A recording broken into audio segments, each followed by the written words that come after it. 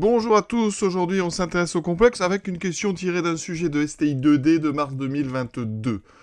On s'intéresse au complexe moins 1 plus i, donc z est égal à moins 1 plus i, d'accord? Avec ce fameux i dont le carré vaut moins 1. Première question, montrer que z s'écrit sous forme exponentielle racine de 2 e de i 3 pi sur 4, on est parti. Une petite chose qui peut être intéressante, c'est de tracer, de placer le point donc associé à z, ce qu'on appelle le point image, donc coordonnée moins 1, il est ici, c'est le point A. Qu'est-ce qu'on peut remarquer ici avant de faire les calculs? Eh bien déjà, si on relie donc le point A à l'origine, ça donne ceci. Et donc il y a deux choses qui peuvent être intéressantes à remarquer.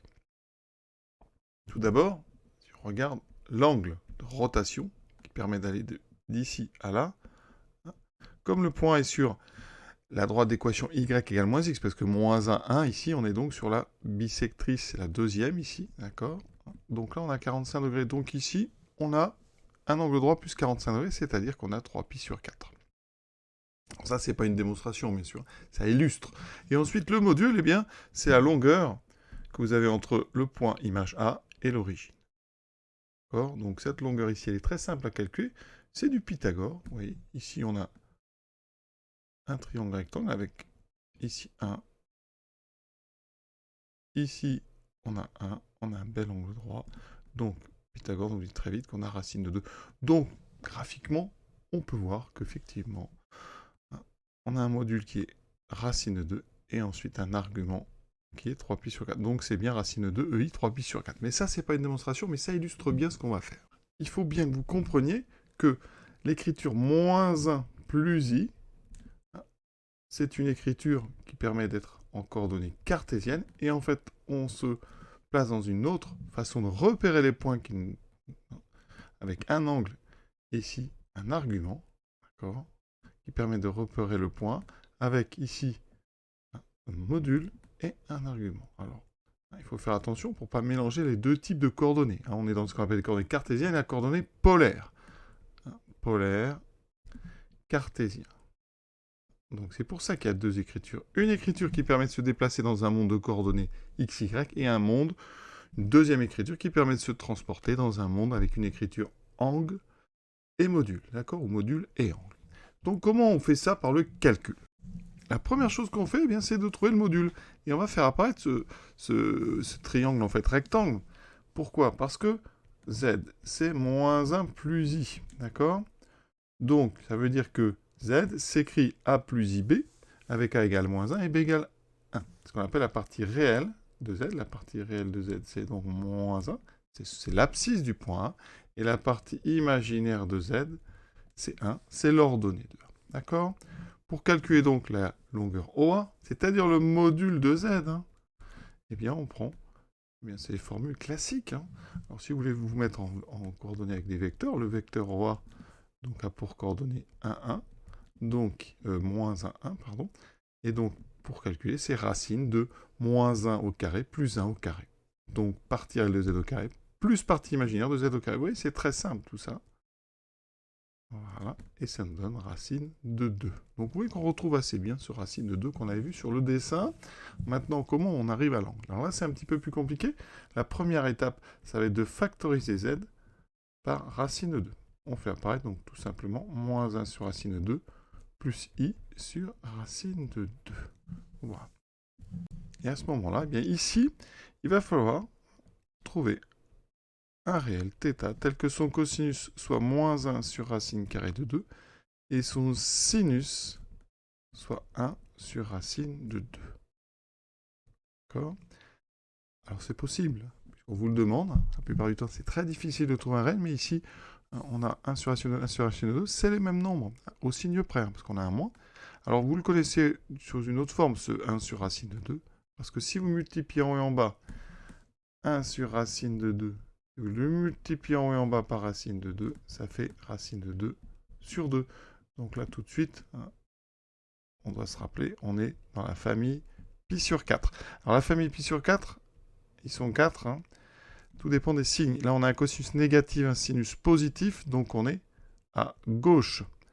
D'accord? On est à gauche, donc on est on n'est pas en pi sur 4, on est dans celui qui est à gauche, dans la famille pi sur 4, c'est-à-dire 3 pi sur 4. Donc ici, on peut prendre θ égale 3 pi sur 4. On pourrait prendre 3 pi sur 4 plus un multiple de 2 pi. Là, on va s'arrêter à 3 pi sur 4. Hein. Et donc, on en conclut que ici, c'est racine de 2. Et cette fameuse notation exponentielle EI, 3 pi sur 4. D'accord ? Qui en fait est une façon d'écrire cosinus 3 pi sur 4 plus i sinus 3 pi sur 4. Alors bien sûr, je détaille beaucoup. Lors du bac, il faut aller plus vite. Alors, on va voir tout de suite à la calculatrice, parce qu'on peut faire ça à la calculatrice. Regardez. Ici, sur une Casio, on va rentrer donc du moins 1 plus i. Alors, la lettre i, elle est sous le 0. Vous voyez, enfin, au-dessus du 0, ici. Donc, vous allez dans le menu, qui permet d'aller donc les options ici, et vous allez dans complexe. Dans complexe, il y a beaucoup de choses. Notamment, quand vous allez ici, en F6, ici, une flèche qui permet d'aller dans la notation Rθ, c'est-à-dire de passer en notation exponentielle. Donc, vous allez écrire votre complexe, donc moins 1 plus i, donc vous avez Shift ici 0, vous appuyez sur ceci, et qui vous validez, et vous voyez qu'ici, on a racine de 2, 135. Alors c'est 135 parce que je suis en degrés, donc je vais aller régler mon setup, pour aller mettre ici les radians, voilà, je ressors, je reviens là-haut, on revalide, racine de 2, et ici, un angle de 3 pi sur 4. Donc tout de suite, en fait, vous pouvez vérifier vos calculs. Pour ceux qui ont une Texas, même chose, vous allez dans maths, ici vous allez dans complexe. Voilà. Et là, vous avez les mêmes choses. Vous pouvez passer de coordonnées donc cartésiennes, c'est recte, ou en polaire. Donc vous allez mettre polaire. Évidemment, il faut avoir avant écrit moins 1 plus i. Donc je vais faire moins 1 plus i. Le i est ici au-dessus du point. Donc second. Voilà. Vous retournez dans votre menu complexe. Vous allez en bas, polaire. Voilà. Vous indiquez ça. Pareil, ici, oui, je suis encore en degrés. Donc, j'en profite pour vous montrer. On va dans mode. On descend. Ici, on met radian. On quitte. Voilà. Et on revient. On revalide. Et on a ici 3 pi sur 4. Vous avez exactement plus la forme qui s'écrit. Vous voyez, c'est très simple. Pour ceux qui ont une Numworks, on va dans calcul. Donc ici, on écrit moins 1 plus i. Alors le i, vous le trouvez ici, tout simplement. Il y a une touche déjà dédiée. Vous validez, voilà. Ensuite, avec ce complexe, donc, vous allez ici. Et tout est écrit, ouais, directement, comme j'ai utilisé le i. On a directement ici un très beau dessin, d'ailleurs, avec la partie réelle, partie imaginaire, le module. Vous avez ici, si on a racine de 2. Et si on descend, on a l'argument qui s'écrit tout de suite. Il n'y a rien à faire. Vous voyez, c'est très très beau. Vraiment, là, pour ça, la Numworks, elle est vraiment formidable. Avec partie imaginaire, partie réelle, l'argument, tout est fait. Vous n'avez qu'à recopier. Alors évidemment, ça ne démontre pas, mais ça vous permet quand même de tout vérifier et d'avancer sereinement. Deuxième question, partie imaginaire de z puissance 4. Alors ici, n'essayez pas de faire moins 1 plus 1 à la puissance 4. Ça serait maladroit, ça prendrait beaucoup de temps. On va utiliser la question précédente. La question précédente, elle nous dit que si je veux calculer z4, je peux calculer racine de 2 ei 3 pi sur 4 à la puissance 4.